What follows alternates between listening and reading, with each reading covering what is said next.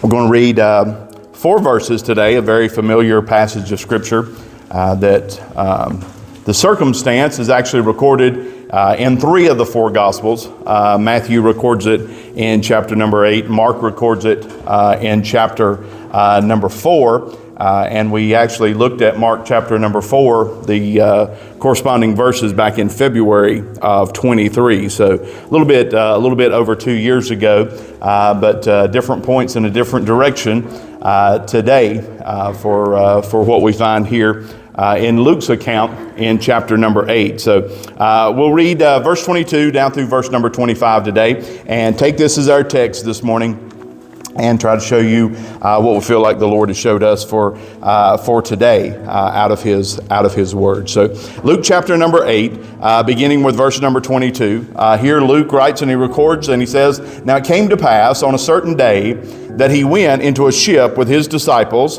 And he said unto them, Let us go over unto the other side of the lake. And they launched forth. But as they sailed, he fell asleep, and there came down a storm of wind on the lake, and they were filled with water, and were in jeopardy. And they came to him, and awoke him, saying, Master, Master, we perish. Then he arose, and rebuked the wind, and the raging of the water, and they ceased, and there was a calm. And he said unto them, Where is your faith?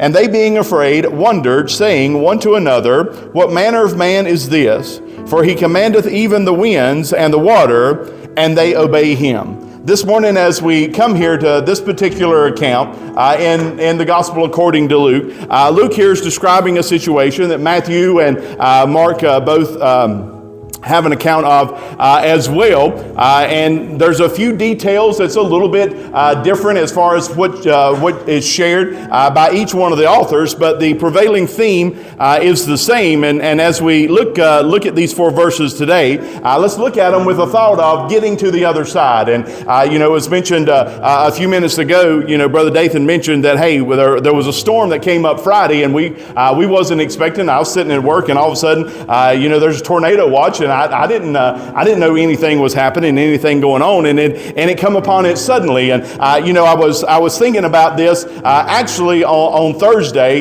during lunch. I pinned some thoughts down, and I like to pin things down during lunch, and then I email it to myself. That way I won't forget it, right? So if I don't do that, then I'm liable to forget it. And I was thinking about this aspect here. And, reading the corresponding accounts in Mark chapter number 4 and Matthew chapter number 8, and was thinking about this. And then Friday that happened, and it sort of confirmed my thought on what, the Lord would have us to say today, based on the events that was transpiring. But the theme and the subject of these verses is simply this: getting to the other side.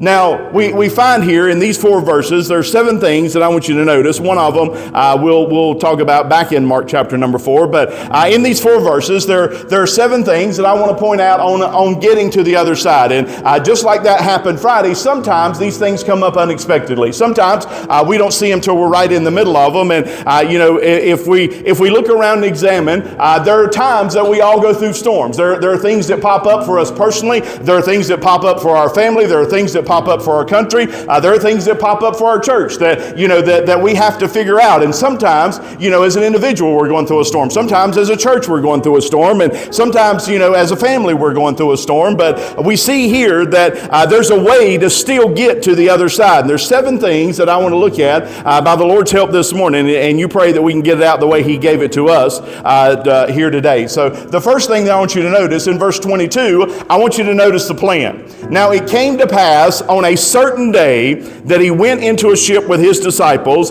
and he said unto them, Let us go over unto the other side of the lake. Now, notice what Luke tells us here. He says there's a certain day that this is going to occur. There's a certain day, and that tells me this, that Jesus had it planned out the whole time, right? It's not random. It's not happenstance. It doesn't just come up, through the course of daily life and those kind of things. Sometimes things come up we're not expecting, right? We got in the Explorer this morning, and evidently I threw a rock yesterday, and I busted out the passenger glass on the front. Well, it's not busted out. If I swerve real hard and hit Vicky's head, it might finish it off, but will not do that. I wasn't expecting that this morning.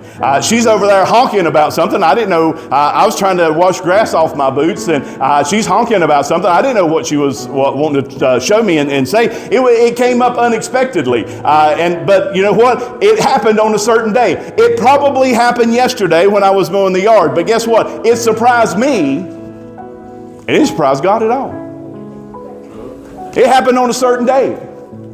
And there's a plan.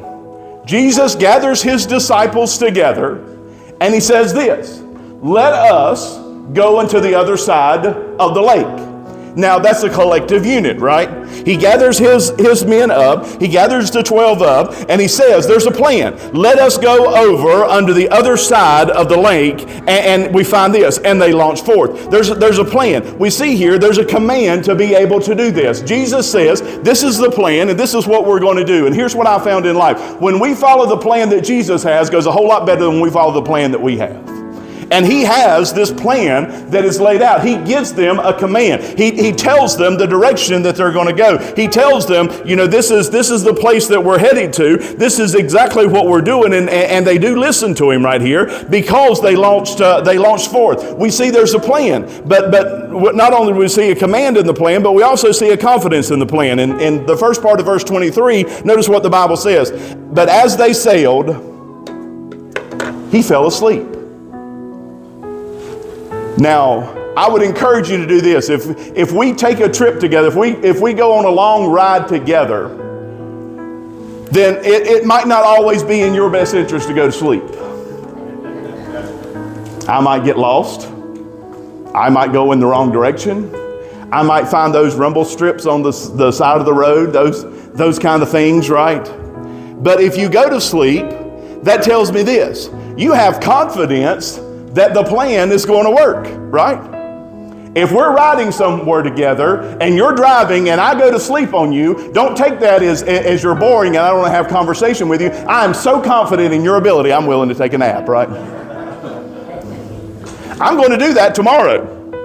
I mean, not tomorrow, never mind. If I was flying American, I might sleep on the way to Orlando. Flying Frontier, I'm not so sure that I'll take a nap. But that's what I do. I get on a plane. I don't mind flying. I just hate airports. But here's what I do. Whenever I take a trip somewhere, I sleep. I want a window. I always do my best to get a window seat because I'm going to have something to lay my head over. If you're in the middle seat, then it's a little bit awkward for the person beside you. You can still do it, but it's a little bit awkward for them. But I need somewhere to put my head because I am confident in that pilot's ability that he's going to get me to my destination, and I'm willing to go to sleep. Jesus here has a plan. He says, let us go to the other side. He gives them the command. They launch forth. He's confident in that plan. He's so confident that they're going to get to the other side, he's willing to go to sleep. We see there's a plan. We're talking about making it to the other side. There's a plan. Let us go to the other side. He has a plan for that. In Mark chapter number 4 and verse 36, we're introduced to the partners. The Bible tells us in Mark's account, and not in Luke's account, and not in Matthew's account, but in Mark 4 and 36, he tells us that with him are other little ships. That's all we know about it. We don't know, you know, I'm assuming their destination is the same. They're probably just wanting to go wherever it is that Jesus is going, but we don't know anything about them other than they're riding along. They want to be near where Jesus is at, so there's some partners, and guess what? They're going to go through that same storm that Jesus and these disciples do. But we don't hear anything about it. Mark doesn't give us any details on what happens to the other little ships. Now, probably the vessel that Jesus and the disciples is on is only big enough to handle them. So the other people that are accompanying them and the other people that are following, the other people that are going along, they're in these other little ships. And we don't know their story. We don't know their struggle. We don't know what's going on with them. But we do know this. They're going to go through the same storm that this boat's going to go through.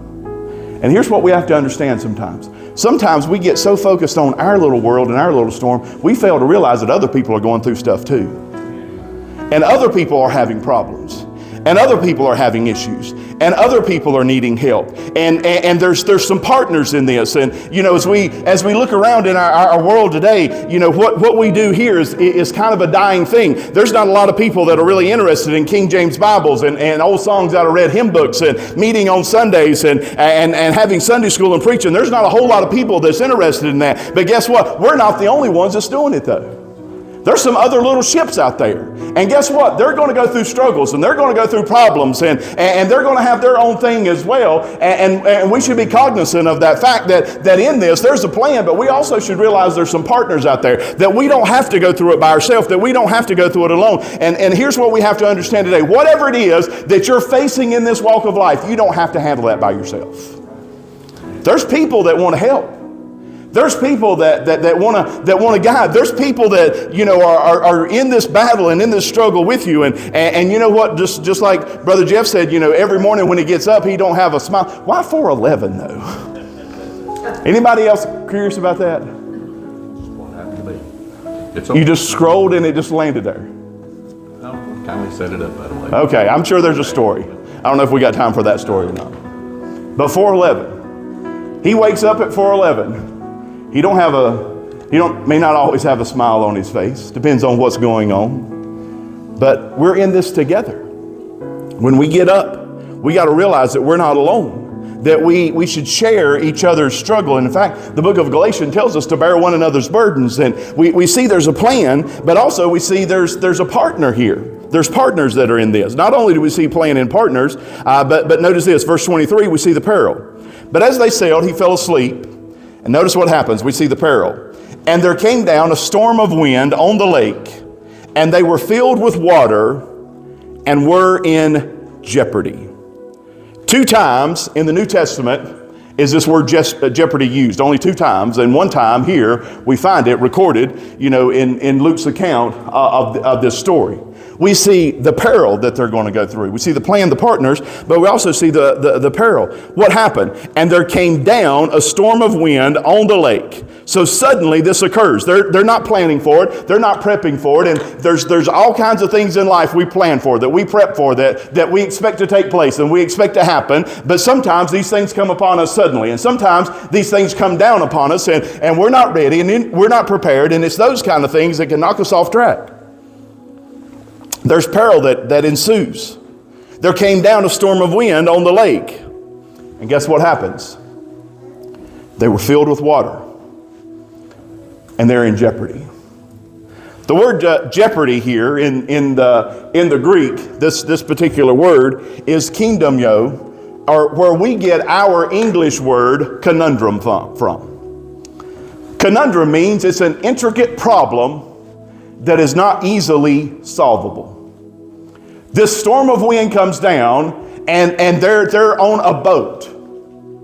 Water is rushing in. Now, the solution is simple. You have to get the water out of the boat, right? That's the solution to this. The execution of that solution, however, is not as easy. We know that there's at least 13 people on this boat, and one of them's asleep.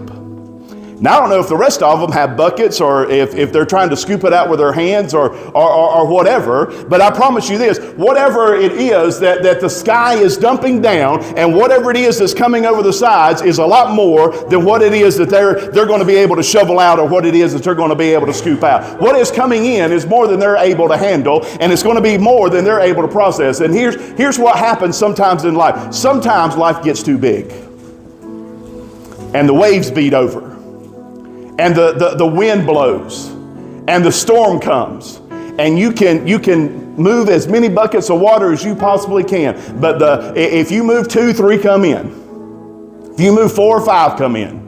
If you move 5, 20 come in, or whatever the numbers are. You can paddle and you can struggle and you can fight and you can give every single bit of effort that you possibly can, and you're just not able to overcome. There's a storm that comes upon them, and this storm comes upon them suddenly. And not only that, they're in peril. They're in jeopardy here. There's a struggle that's going on. They're doing everything they can to get the water out of the boat. Has life ever got so sideways that you do everything you possibly can and it's just not enough? It's just overwhelming. It's exhausting. It's physically exhausting. It's mentally exhausting. It's spiritually exhausting. It drains everything out of us. There are days that I come home and you know what I want to do as soon as I get home? Nothing. I need my brain some time to relax. I need my brain some time just to, if somehow or another I had a zipper up here and I could unzip it and take my brain out and put it on a charger, I'd probably do that sometimes, right? It just needs to rest. I had a struggle this week with my phone. Evidently, I downloaded a Bible Word app, and it somehow corrupted my phone. It was shutting down randomly and restarting randomly, and I had to delete it. And after that, it worked fine. And I took it to the IT guy, and you know what he said? He done the same thing that IT guys always say. Well, have you turned it off and turned it back on again?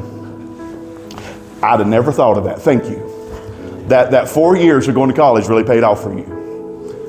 I turned it off and I turned it back on. It still didn't work, and I finally, was able to figure out that it was that app. But you know what? Every time that phone restarted, my blood pressure went up just a little bit. I didn't know if it was going to come back, right? Every time my airline ticket, I've just got it in my Apple wallet. So and I don't know if Frontier probably let me fly the plane though, but every little thing sometimes just stacks up. And you know what? The peril is real. It's real. There's storms. There's struggles. I thought you said this was about getting to the other side. Hold on a minute. We're going to get there. We're talking about getting to the other side. There's a plan. There's partners. But there is peril that comes into this. There's conundrums, things that are not easily solvable happen. Which leads to verse 24 and the panic. And they came to him and awoke him, saying, Master, Master, we perish. Now, Mark puts a little bit more detail into it than this. But there's a panic that ensues. The storm comes. The water is coming down out of the sky. The winds are blowing like crazy. Water is coming over the side of the boat. And they're doing everything that they can to get the water out. They're in jeopardy. In other words, here's how Luke puts it. They're in danger of losing their lives because they're in this situation. And then somebody says, hey, we probably ought to go get Jesus. Now let me ask you something. Do you think now put yourself in the boat for just a second. Use your imagination. Use your 10-like skills. Remember when you was a kid, you used to 10-like. You're in that boat. Rain is coming down. Winds are blowing like crazy. Water is coming over the side, and you know that you're in danger of losing your life. What do you think do you think they come to Jesus and said, now Jesus, if you've got a minute, if you don't mind, can you get up? I guarantee you, they didn't approach him like you approach a 10-year-old that's taking a nap. They came to him, and they're not, gently poking him. They didn't come to him and, try to shake him a little bit to see, if he had time, if time lends itself to you, could you come over here and help us shovel some of this water out? That's not how it went down. They know that they're in danger. They know that they're in trouble. In fact, Luke records it in this way. He says, we were in jeopardy. And in other words, as Luke pins down this account, Luke says, I was afraid that we were going to die. And I was afraid that it was going to happen this way. And Luke records it in this manner. And they came to him and awoke him saying, Master, Master, we perish. He didn't say, they didn't come to him and rustle him up a little bit. They came to Jesus and said, hey, we need help, and we need help right now. They say Master twice. In other words, they're doing everything they can to get his attention. And there's sometimes that we go to God with humility, but there's sometimes we need to go to God and just beg him, God, just step in and help with this mess. Maybe you've never been there. I have. Master, Master, We're dying. We're not going to make it. We're not going to survive this. We're not going to make it through this. We're going to die out here on this body of water. The ship is about to sink. The winds won't stop. The rain keeps coming, and we don't know what else to do. We're going to make it to the other side, though. Just give me a minute. We're going to get there. There's panic that ensues. There's fear that comes in. There's frustration that comes in. Mark records it in this way. Don't you care that we're perishing? Don't you care that we're about to die? Why are you asleep? Don't you understand what's happening? And don't you understand what's going on? And I promise you this, there are times in our lives that we may look around and it may feel like God doesn't care and God doesn't understand what's going on. But believe you me, He's more powerful asleep than we are awake. Don't you care? There's fear. There's frustration. This isn't working out the way that we planned. The plan was, in verse number 22, hey, we're just going to go to the other side. Can I let you in on a little secret? Sometimes your plans don't work out the way you think they're going to. They may not always go in the manner and in the way and in the order that you think that they're going to go or should go, or how it is that you have got it planned out. Sometimes your plans don't work. And they're fearful. They're frustrated. They're scared. They don't know what else to do. I imagine they went to every recourse they possibly could to try to rectify and try to fix the situation. And now they're in a state of panic. But here's what happens when you're in the state of panic. There are natural human reflexes that we go into. We've all heard of fight or flight. But there's another one that's more dangerous, is freeze. Whenever our body gets in that place, it says, hey, I've got to fight, I've got to run, or sometimes we just absolutely freeze up and we just don't know what to do.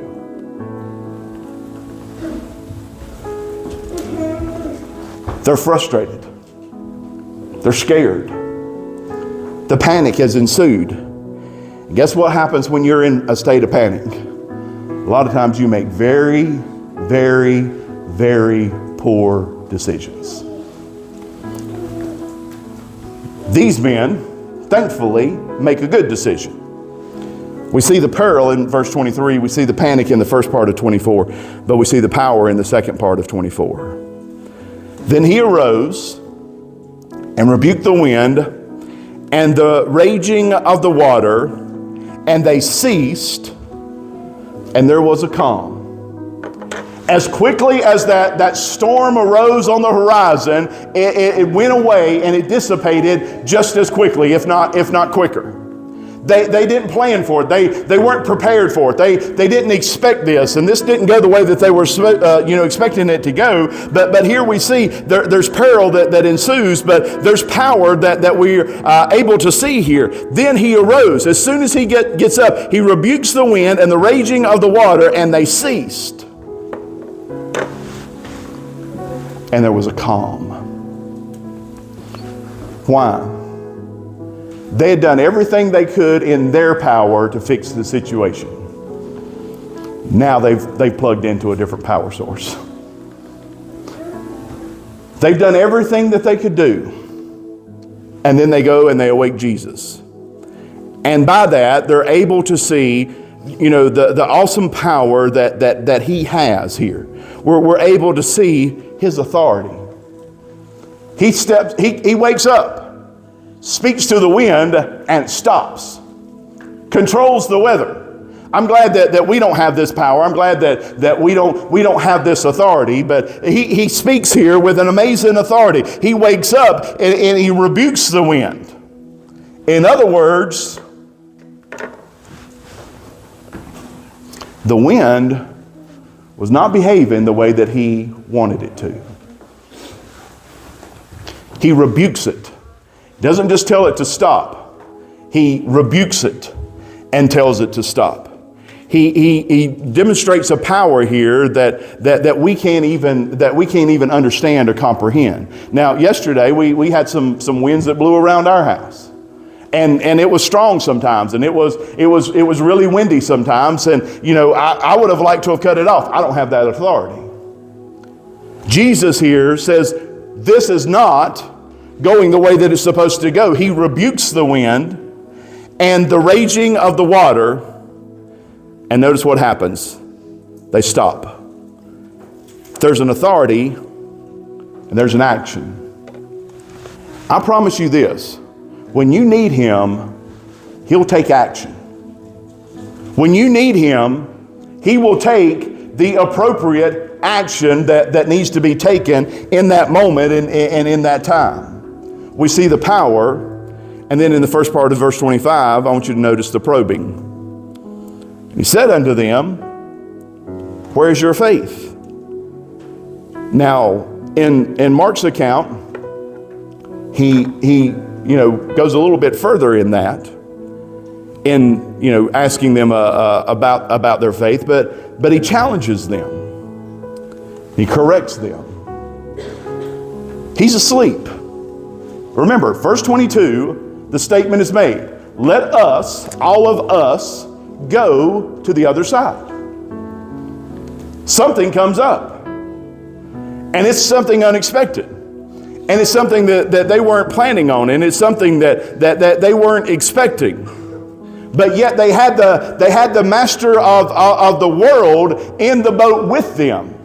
And finally, somebody said, hey, we ought to go wake him up. We ought to go see and engage the master. We ought to go get him. And he gets up and he rebukes the wind, he rebukes the sea, and it all comes to a screeching halt. And there's a level of calmness there. And he asks them, where was your faith in all of this? Because I said, we're going to the other side. I made that abundantly clear. That this was the plan, that we're going to the other side. I made this, I started off with this. Let us go over into the other side of the lake. And here we see the probing that Jesus gives him. He challenges them for their lack of faith.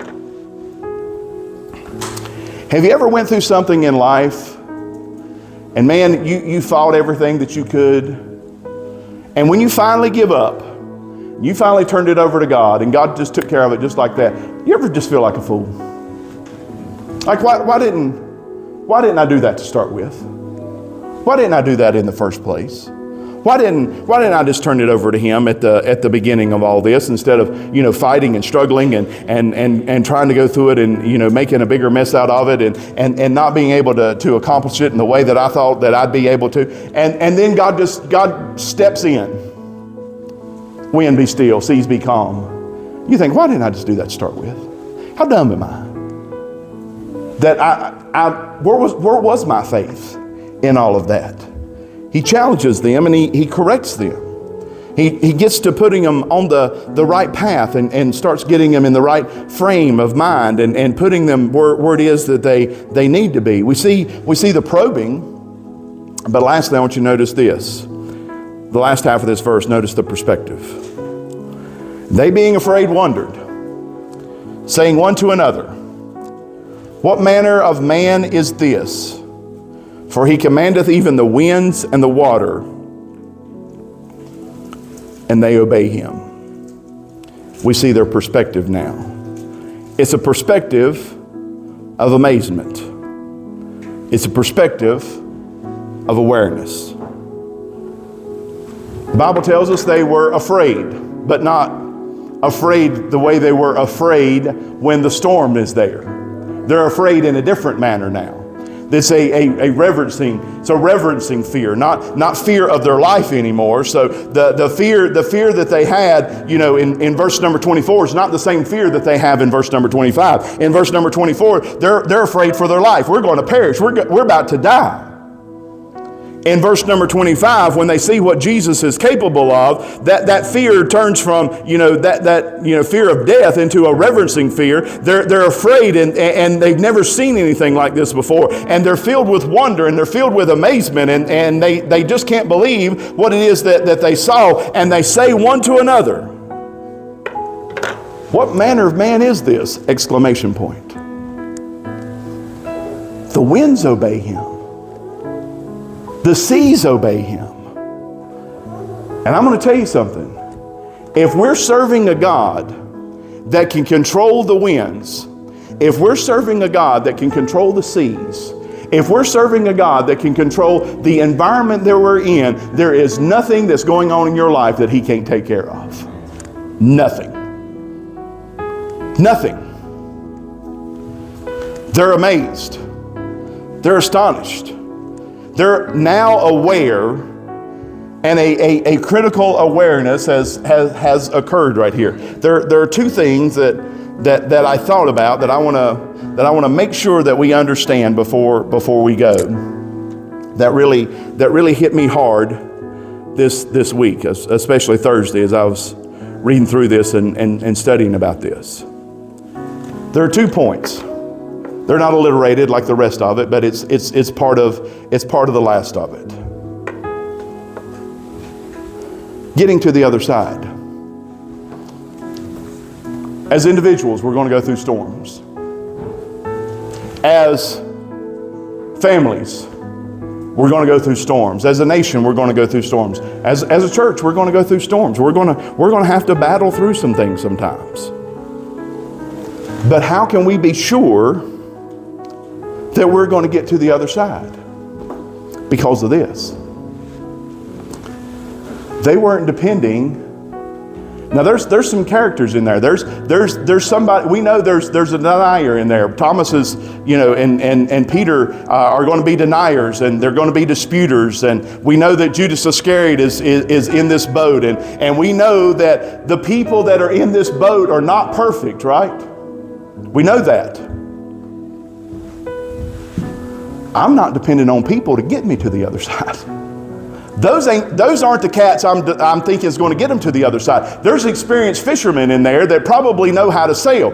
James and John, they probably, and Peter, they probably are very, very aware on the operation of this ship. And they've probably been in storms before, and they knew what to do, and they knew how to handle it. And I'm sure as soon as the storm come up and the winds begin to blow and the waves begin to crash over, Peter said, "Hey, you boys just step back. I've got this. I've done this before. I know how to handle this." But guess what? It's not the people that's going to get us to the other side. It's the other one that's in the boat. You say, how do you know that we're going to get to the other side? Because we still have Jesus in the boat. Now, if you don't think you're going to get to the other side, you might be in the wrong boat. The boat I'm in has the master in it. And it's not Peter, and it's not James, and it's not John, and it's not any of the others that's going to get them to the other side. It's going to be Jesus that gets them to the other side. And how can we be sure we're going to get to the other side? Because if he's still in the boat, everything's going to be all right. And then I thought about this perspective. The storm arose. And I've heard people say this before. Well, this thing happened in my life, and it caused me to lose faith.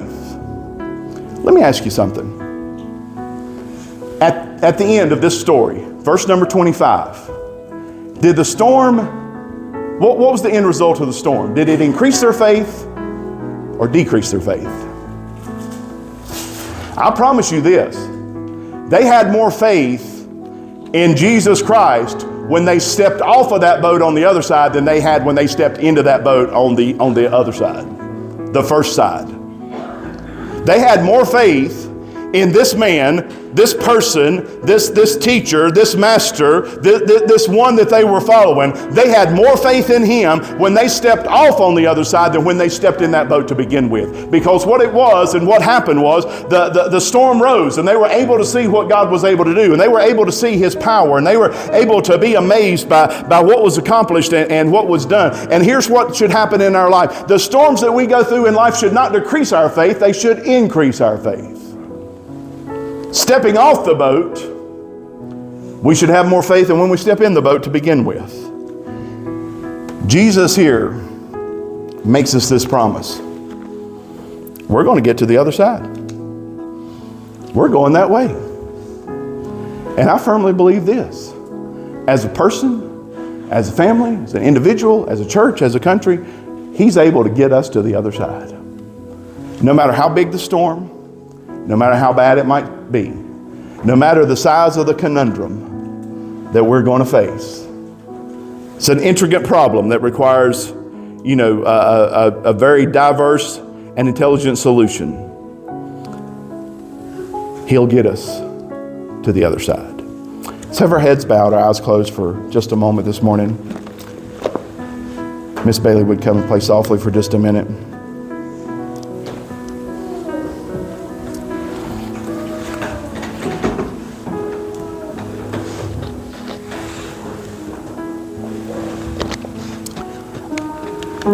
I don't know what storm you may be facing today, but I do know this. He said, let us. That's collectively, right? That's a group. Let us go over to the other side. If you're on this journey of life, it behooves you to have Jesus in the boat. Let us go over. We're going to face things. We're going to go through things. We're going to experience challenges, and we're going to experience difficulty. We're going to have those conundrums that come up in our life as a family, as a person, as a church, as a nation, as whatever. Let us. Don't let that be something that decreases your faith and reduces your faith. But let's use those things as things that increases and grows our faith. We're getting to the other side. The master's still in the boat. And when it gets bad enough, we'll wake him up. When we see that we need his help, and we get to the point that we understand we can't do this by ourselves. It's not Peter, it's not James, it's not John, it's not any of those other guys that are going to get us across. It's Jesus himself. He'll get us to the other side.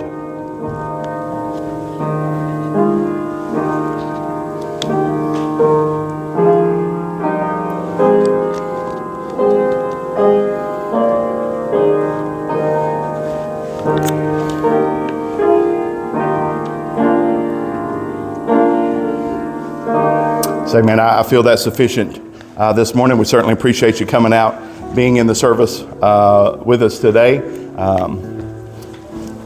I don't know what the correct temperature should be on this thermostat, but it's a little bit lower than what it is right now. Okay, we're on 71. Who's warm? I'm warm, but I've got a coat on. And I've been working harder than you guys have, so I'm warm. All right, we may need to edit the schedule just a little bit. All right, well, we're certainly thankful that you chose to make this part of your Sunday, and just remember this: whatever storm comes up, the Savior's bigger. Whatever problem comes up, Jesus is bigger, and He'll get us to the other side. We just gotta make sure he's in the boat.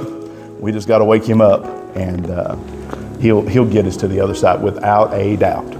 He's able to get us to the other side. So let's leave with that thought in mind today, and certainly let's remember the requests for prayers that were mentioned here this morning, and do pray for us as we fly out tomorrow, and just ask God to give us safety as we're in the air for a little bit. And for those that you have never flown, it's something you ought to do, because you'll be closer to heaven than you ever have if you get up in the airplane.